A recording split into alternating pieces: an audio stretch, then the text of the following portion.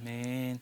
네, 오늘 말씀의 제목은 예수님의 따뜻한 사랑 이야기, 예수님의 따뜻한 사랑 이야기라는 제목으로 오늘 말씀을 한번 같이 나누도록 하겠습니다. 여러분 2023년을 이제 마무리하는 12월로 접어들었는데요. 이제 여러분들 아마 한 해를 이렇게 돌이켜 보셨을 겁니다. 한 해를 돌아보셨을 때 여러분 어떤 마음이 들었는지요? 어떤 분들은 한 해를 돌아보니 하나님 내 기도에 다 응답하셨고 또 내가 기대하고 기도한 것보다도 더 큰 축복을 내리셨구나 라고 감사를 올려드린 분들도 계실 거고요. 또 한편에는 언제 이렇게 23년이 허무하게 지나갔지? 내가 생각한 건 이런 그림이 아니었는데 왜 내가 기도한 기도에 이렇게 충분하게 응답하지 않으셨을까? 왜 내 기도에 좀 이렇게 모자라게 또는 실망스러운 응답을 하셨을까? 이런 속상한 마음을 지닌 분들도 있을 것 같습니다. 그러나 여러분, 우리 모두가 오늘 하나님의 말씀을 나눌 때 그 예수님의 따뜻한 사랑 이야기가 여러분의 마음을 다 녹여내리는, 여러분의 마음을 다 치유하는 은혜 있기를 주님 안에서 진실로 소망합니다. 특별히 올 한 해 기도의 응답을 난 못 받았어 라는 속상한 마음을 가지고 계신 분들에게는 더 큰 위로가 임하는 시간이 되기를 주 안에서 진정으로 소망합니다. 오늘 말씀은 우리가 잘 아는 나사로, 죽은 나사로를 살리신 놀라운 기적 사건을 보여주신 예수님의 이야기입니다. 그런데 한 가지 특이한 것은 이 1절부터 44절까지 이 나사로, 죽은 나사로가 살아난 이야기를 계속해서 적어 놓는데 실제로 나사로가 살아난 사건에 대한 이런 기적 이야기는 2절에 불과합니다. 그 43절, 44절만 나사로가 일어나서 나오는 장면을 보여주지 나머지는 어떻게 예수님이 어떤 대화 속에서 어떤 배경 속에서 죽은 나사로의 무덤 앞에가 그 나사로를 살리셨는지를 보여줍니다. 그러니까 이 요한복음의 저자 요한은 지금 단순히 죽은 나사로가 살아난 기적만을 보여주려고 하는 것이 아니라 이 기적을 통해서 무언가 말하려는 게 있다라는 거죠. 그 시대의 사람들에게 또 여기 있는 우리에게 죽은 나사로가 살아난 이 부활 사건을 통해서 무언가 말하려고 하는 게 있는 거예요. 그것이 바로 예수님의 따뜻한 사랑 이야기인 것입니다. 우리가 한 해를 돌아볼 때 기도에 응답을 받지 못하면 서운한 마음이 들 수 있습니다. 하나님 나를 사랑하신다고 하면서 나 같으면 사랑하는 자녀의 기도라면, 그리고 또 갈급하게 하는 기도라면 좀 들어주실 텐데 정말 사랑하는 자녀가 맞나요? 서운하다 못해 때로는 믿음이 흔들리기도 합니다. 나 하나님의 자녀 맞아요? 어찌 이렇게 내가 죽음에 내몰리는 이런 상황에 간절한 기도를 외면하시나요? 때로는 서운하다 못해 그 응답하시지 않는 하나님 앞에 믿음이 흔들릴 때도 있지요. 그런데 오늘 본문의 마리아와 마르다가 이러한 심정이었습니다. 왜냐하면 이 마르다와 마리아와 나사로는 남매라고 기록을 하고 있거든요.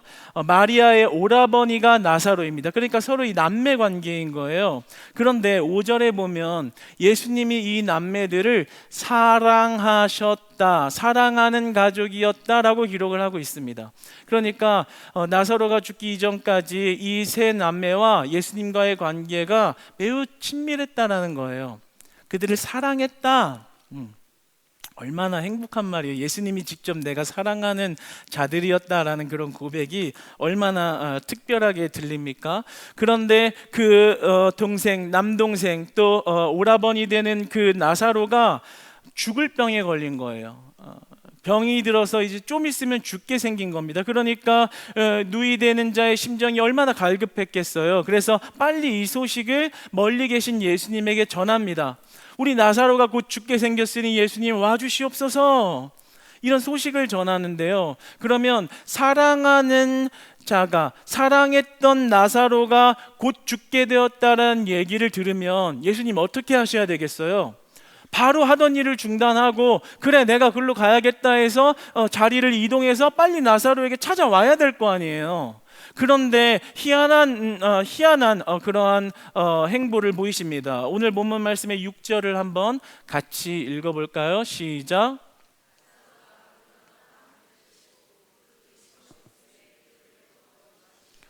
뛰어나지 보세요. 뭘까요? 나사로가 병들었다 함을 들었어요. 그것은 죽을 병입니다. 곧 죽게 생겼다라는 이야기를 들으셨는데 그 계시던 곳에 이틀을 더 유하셨다. 생사가 왔다 갔다 하는 사랑하는 자가 생사가 왔다 갔다 한다는 이야기, 생명의 문제를 가지고 사투를 앞다투고 있다는 걸 알면서 예수님이 더럽으면서도 이틀을 더 그 자리에 머무시는 것을 보게 됩니다. 그리고 그 때문에 결국 나사로는 그 병 때문에 죽습니다. 예수님이 조금만 일찍 오셨으면 살 수 있었습니다. 그런데 이틀을 더 연장하셔서 움직이지 않으셨던 예수님 때문에 나사로는 죽은 것입니다. 우리가 이렇게 기도할 때가 있죠. 예수님, 저 숨 넘어갑니다. 죽겠습니다. 저 좀 살려주세요. 이렇게 간절하게 기도하고, 하나님, 나 사랑하는 아들 맞잖아요. 사랑하는 딸 맞잖아요. 나 죽어가요. 곧 죽겠어요. 라고 기도하는데 즉각적으로 응답해 주셔야 할 나의 아버지 예수님이 내가 죽을 것을 알면서도 응답하지 않는 모습은 속상한 정도가 아니라 정말 우리의 신앙이 흔들릴 만한 그런 의심과 서운함으로 우리에게 찾아오곤 합니다. 마르다 역시 마찬가지였습니다. 오늘 본문 21절의 말씀을 한번 보면서 마르다의 반응을 한번 보시죠. 21절 한번 읽겠습니다. 시작.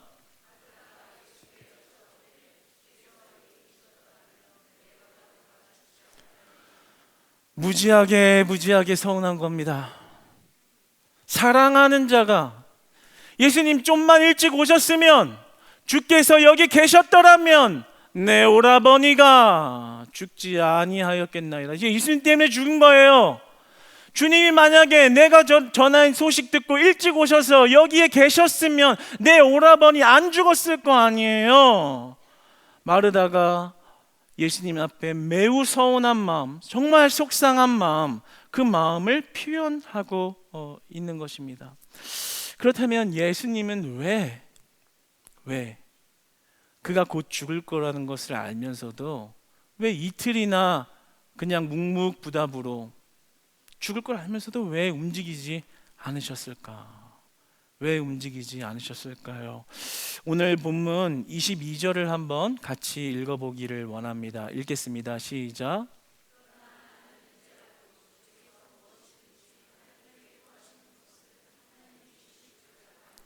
잘 보세요.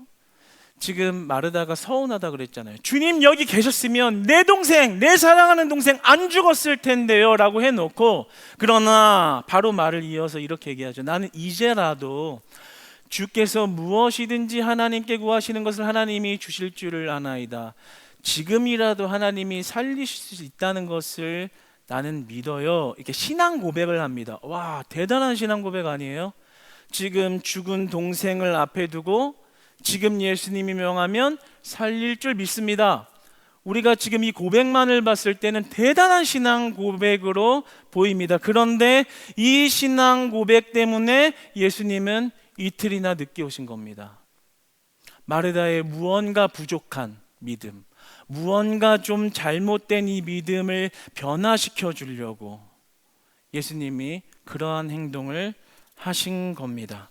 우리 39절의 말씀을 한번 읽어보도록 하겠습니다. 39절 화면으로 읽겠습니다. 시작.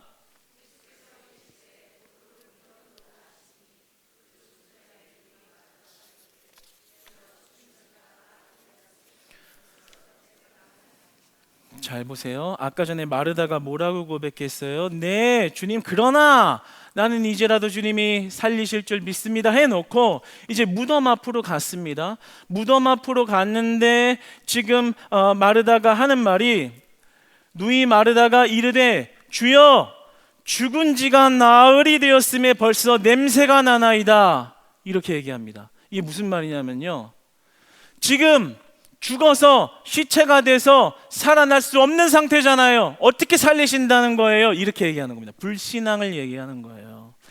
좀 사뭇 다른 모습이죠. 아까 전에 신앙 고백에서는 정말 누구도 하기 어려운 거창한 신앙 고백을 했는데, 정작 실제 지금 죽어있는 동생의 며칠이 지난 그 무덤 앞에 가니까 시체 썩은 내가 딱 풍겨오니까 하는 말이, 하나님, 예수님 지금 죽게 생겼잖아요. 죽어가지고 이렇게 시체가 썩어서 시체 썩은 내가 이렇게 코를 찌르잖아요.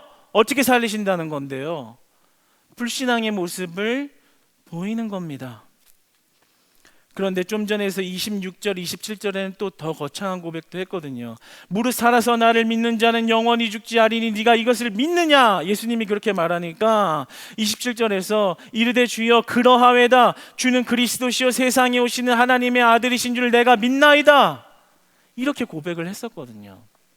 이런 거창한 신앙 고백을 했지만 그 죽음과 부활의 문제 앞에서 다른 얘기를 하는, 신앙 없는 불신앙 이야기를 하는 마르다의 모습을 보게 됩니다.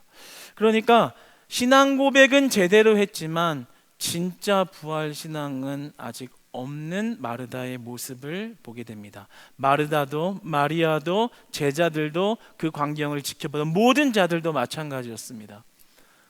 근데 이게 오늘날 우리들의 모습 아닌지 모르겠습니다.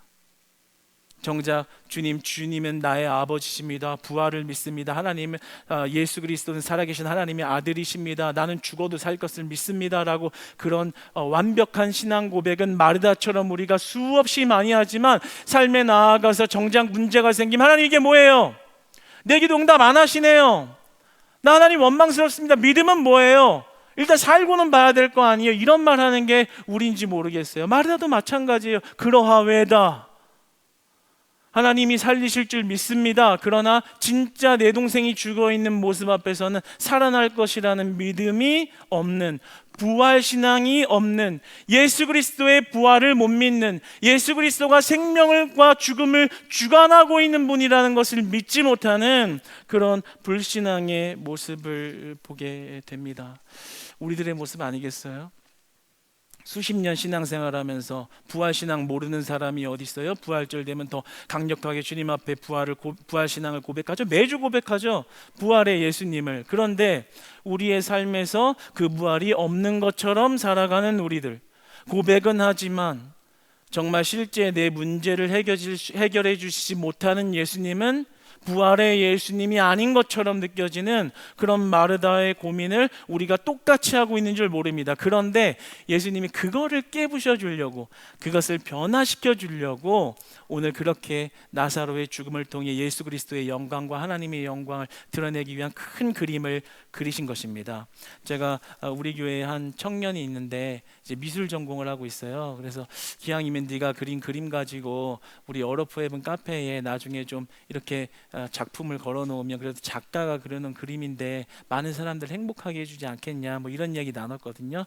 그랬더니 예 목사님 그럼 그렇게 해야죠, 뭐 이렇게 얘기하고 있어요 지금. 그런데 무슨 그림이냐 했더니 이제 인물한데 사람 이제 얼굴이 없고 목하고 이제 가슴만 나와 있는 그림들이에요. 그래서 처음 봤을 때는 저도 이게 문화생활을 많이 안 해가지고 흠집 놀랐어요. 그래서 좀 이렇게 당황스럽더라고요. 그래서 나도 이런 그림이 좀 생소해서 나는 이게 미술의 문외한이라 잘 모르겠다. 이게 뭐니? 이러니까 이게 이제 현대 미술적인 거죠. 그래서 이제 봤을 때 특정 인물을 그려놓으면 그 사람의 얼굴을 봐야 되지만 이 얼굴을 이렇게 비워놓으면 보는 사람이 보고 싶은 얼굴을 떠올려서 그 사람의 얼굴로서 누구나 봐도 내가 보고 싶은 사람의 얼굴을 볼 수 있는 그런 의미를 가지고 있습니다. 와, 철학적이네. 야, 좀 신학적으로 바꿔보자. 그러면서 만약에 어로프 헤븐에 그런다면 이 헤븐이라는 뜻이 참 감동이 들어요. 천국이잖아. 그러면 우리가 스토리텔링을 해서 같이 좀 나눴으면 하는 건, 천국을 그려보면 이 땅에서 이제 못 보게 된 얼굴을 나중에 우리가 천국에서는 볼 수 있는 얼굴이 된다. 지금은 못 봐서 이 희미한 얼굴을 머릿속으로 그려봐야 하지만 우리가 헤븐이라는 그 천국에 도달했을 때는 그 얼굴이 실제가 됩니다. 그 날이 실제이니 그날을 소망하면서 보고 싶은 사람의 얼굴을 기억하며 그리며 그것이 없어진 얼굴이 아니라 나중에 다시 돌아올 얼굴인 것을 의미하는 것입니다. 좀 이렇게 신학적이고 신앙적으로 바꿔서 우리 한번 많은 사람에게 기쁨을 줘보자. 뭐 이렇게 이야기를 나누었어요. 언제 걸릴지 모르지만 나중에 알에 걸리게 되면 그런 그림이구나, 이렇게 이해해 주시길 바랍니다. 그런데요 여러분, 우리가 부활 신앙을 가지면 이렇게 매사에 바라보는 관점이 달라지게 되는 겁니다. 그냥 그림 하나가 아니라 천국하고 연결 지을 수 있고 그것이 실제라는 것을 보게 되는 것이죠. 여러분, 예수님이 보여주고 싶었던 것은 바로 이 살아있는 부활 신앙이었던 것입니다. 오늘 본문 4절을 보면서 예수님의 따뜻한 사랑을 한번 더 살펴보기를 원합니다. 오늘 4절 말씀 함께 읽어보겠습니다. 시작.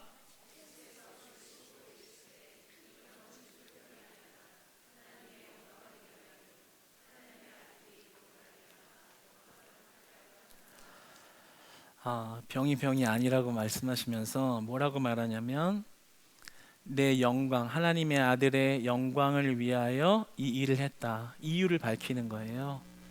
하나님의 영광을 받기 위하여 이 일을, 나사로의 죽음을 허락했다는 거죠. 그게 뭐겠어요? 그 영광이 뭐겠어요? 예수 그리스도가 죽음과 생명의 주관자이다 라는 그 사실을 모든 이들로 하여금 믿게 하는 겁니다. 세상에 죽은 자를 살릴 수 있는 사람이 어디 있어요? 우리 예수님밖에 없는 줄 믿습니다. 오직 부활이 나로 말미암지 않고는 일어날 수 없다고 말씀하시니, 우리가 오직 부활 되시는 예수 그리스도를 믿음으로 말미암아 영원한 생명을 얻으신 줄 믿으시기 바랍니다. 그래서 예수님이 이렇게 말씀하시죠. 네가 죽어도 죽은 것이 아니다. 살아서 예수 그리스도를 믿으면 살아서도 죽어서도 영원한 생명을 얻은 것이다. 이렇게 말씀을 하십니다. 죽어도 죽은 게 아니다. 부활신앙을 말씀하는 거예요. 살아있는 부활신앙.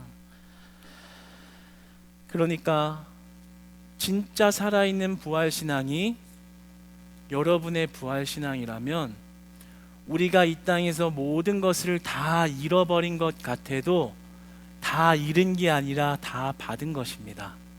여러분, 이 말이 이해가 되시나요? 다 잃은 것 같으세요? 예수님이 내 기도를 안 받은 것 같아서 나 망한 것 같으세요? 이번에는 망쳤으니 내년에는 좀 채워주셔서예요?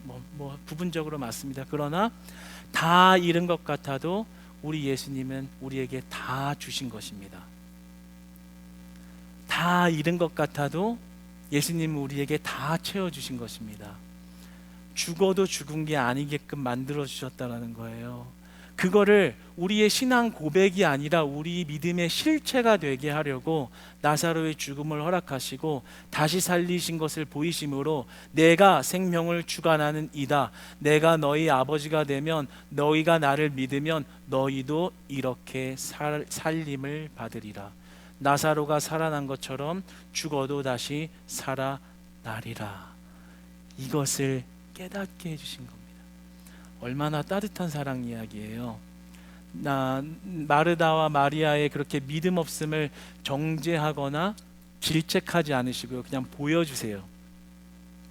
무덤 앞에서 슬피 우시거든요. 우시는 장면 몇 장면 안 나오는데 우셔요. 그만큼 사랑한다. 그리고 내가 너희를 어떻게 사랑한지를 보여주시는 거예요.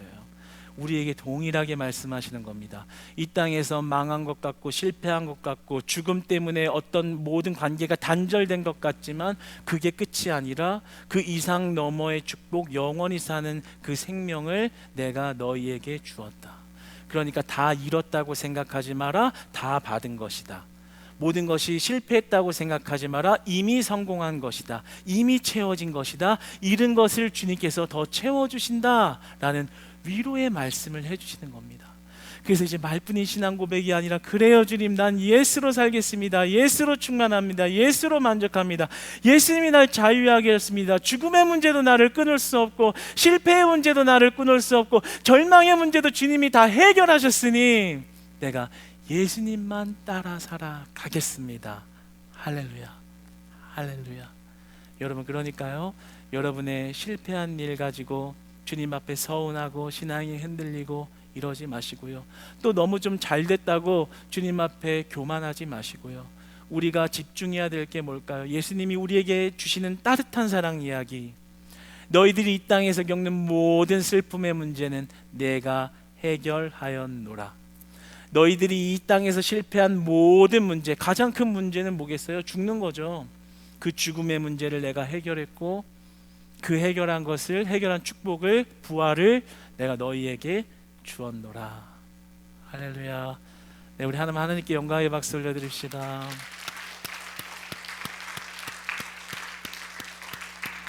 하나님께서, 우리 예수님께서 부활의 능력과 그 축복을 우리에게 주신 줄 믿습니다. 할렐루야. 그러니까 이제 자꾸만 남편 바가지 긁지 마시고, 우리 아이들 공부 안 된다고 자꾸 혼내지 마시고. 왜 아멘 안 하세요? 주여, 나 안 끝낼 거예요. 아멘을 해야 끝을 내죠. 우리 아이들 공부 좀 성적 떨어진다고 혼내지 마시고, 예배 나오면 칭찬해 주시고. 야, 오늘 집에 못 간다 너희들. 집에 못 간다. 예배 나오면 칭찬해 주시고. 할렐루야. 왜냐하면 이미 다 받았잖아요. 이미 다 안 믿어주세요? 큰일 났네. 이거 마리아와 마르다 지금 엄청 연구해서 지금 기뻐하는데 아멘이 크게 나와야죠. 이보다 기쁜 소식, 이 복음이 어디 있겠어요? 할렐루야. 예수 그리스도가 우리를 부활케 하신 줄 믿습니다. 우리를 자유하게 하셨습니다. 사망의 문제를 해결하셨습니다. 우리의 질병의 문제를 다 해결하셨습니다. 우리는 죽어도 살림을 받습니다. 여러분, 이 사실을 믿는다면 이 땅에서 부족한 게 뭐가 문제겠어요? 이미 우리는 죽어도 다시 살 텐데요. 그렇죠? 그러나 이것은 미래만의 문제가 아니라 그 천국에 대한 영생에 대한 그 원어를 풀어서 이야기하면 현재의 문제를 앞당겨 오게 됩니다. 막 설교 많이 하고 싶어요. 현재의 문제라고요. 이 원어를 풀어서 얘기하면 먼 미래에 우리가 맞이할 문제만이 아니라 현재 맛보아 누릴 수 있는 천국이라고요. 이미 가지고 있는 생명이라는 것을 의미하고 있는 것입니다. 여러분, 예수님이 따뜻한 사랑 이야기, 저는 따뜻하게 얘기 안 하지만 예수님이 따뜻하게 말하고 싶었던 그 이야기, 너희들이 그 부활의 실체를 믿고 살아. 말로만 신앙 고백하면서 그런 듯이, 보란 듯이 그냥 남들이 볼 때 그냥 보여지는 신앙생활로 하지 마. 부활은 진짜야. 부활은 진짜야. 부활은 실체야. 부활은 실체야. 예수 그리스도를 믿으면 부활해. 나를 믿어. 여러분의 보고 싶은 사람들, 보고 싶은 가족들, 이 땅에서 헤어짐을 가졌다 할지라도 다시 만남의 축복과 그 시간을 열어가시게 축복하신 게 예수님인 줄 믿으시기 바랍니다. 근데 세상 가운데 뭘 쫄아요. 그냥 어깨 피고 그냥 죽이려면 죽여라. 난 죽어도 산다. 할렐루야. 네, 우리 아이들 예배 나온 거에 대해서 축복해 주기를 축복합니다. 축하해 주시기를 축복합니다. 항상 부활의 신앙 가지고 살아갈 수 있는 서로가 되게 서로를 격려하시고 서로를 세워주시고 실패했어도 손잡아서 일으켜주시고, 그래서 우리가 지금 부활의 신앙 잃지 않고 항상 승리하며 살아가시는 우리 사랑하는 성도님들 다 되시기를 주님 안에서 진심으로 축복합니다. 기도하겠습니다.